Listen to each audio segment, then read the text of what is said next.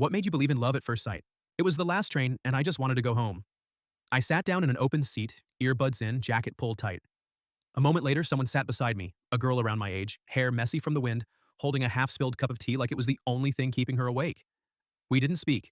We didn't even make eye contact. Just two exhausted strangers heading somewhere else.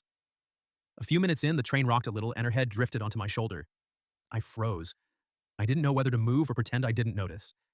She seemed comfortable, so coincidentally, my head started leaning toward hers too. Eventually, we both fell asleep. Right there. Shoulder to shoulder. Total strangers. When the train screeched to a stop, we jolted awake simultaneously. We looked at each other and just laughed awkwardly. Then she checked the screen above the door and her eyes widened. Oh no, this isn't my stop. I looked too. It isn't mine either. For a second, we just stared at each other like, well, this is awkward. Then she smiled. Soft, shy, a little apologetic. Sorry for using you as a pillow.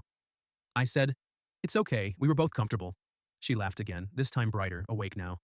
Guess we're both lost. We ended up riding the train back together. We talked, compared playlists, and found out we got off at the same station anyway.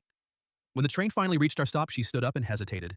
Then she said, if we're going to keep accidentally falling asleep on each other, you should probably know my name. I told her mine. She scribbled her number on my hand before stepping out. As we walked out onto the platform, she nudged my arm. So, do you always fall asleep on strangers, or am I just special? I laughed. I only do that on the last train of the night. She rolled her eyes, but she was smiling. Text me when you're awake enough to form sentences, she said.